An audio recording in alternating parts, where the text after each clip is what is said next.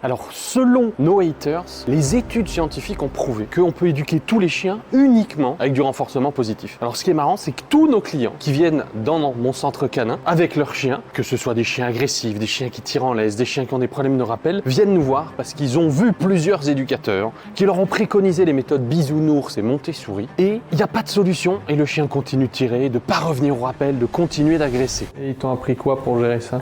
Rien. Il n'y a pas de solution en fait, dans le cours que j'ai, il n'y a pas de solution. Tu l'as pas mis avec d'autres chiens? Non, pas du tout. Pas du tout, parce que pour lui, c'était une situation de stress trop importante. Mais c'est vrai que là, ça fait maintenant 6 mois. Ouais. Enfin, je ne vois toujours pas... Il n'y a pas d'amélioration. Mais concrètement, dans la rue, si vous étiez amené à appliquer ces conseils-là, qu'est-ce qu'elle vous disait de faire en promenade si Ruby attaquait?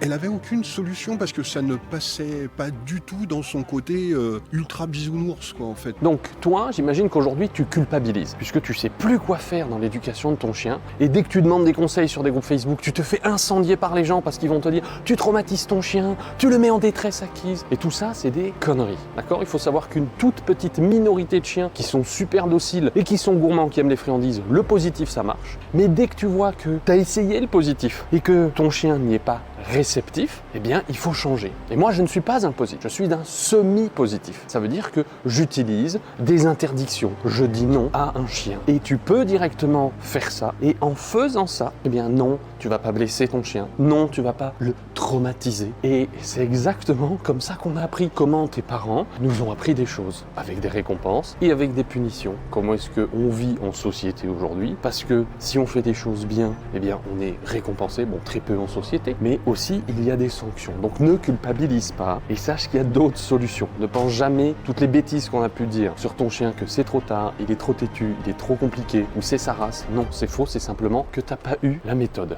Alors si toi aussi tu éduques ton chien en semi-positif, c'est-à-dire que tu récompenses et tu interdis, bien mets-moi dans les commentaires, je suis un rebelle, je veux créer un mouvement de propriétaires de chiens rebelles contre la méthode bisounours ou Montessori, puisque cette méthode crée beaucoup trop d'euthanasie, beaucoup trop d'abandon et surtout beaucoup de propriétaires de chiens qui vont voir un ou plusieurs éducateurs canins et qui baissent les bras parce qu'ils se disent de toute façon ils sont tous incompétents. Non, il y a d'autres façons d'éduquer un chien. Alors mets-moi dans les commentaires, je suis un rebelle.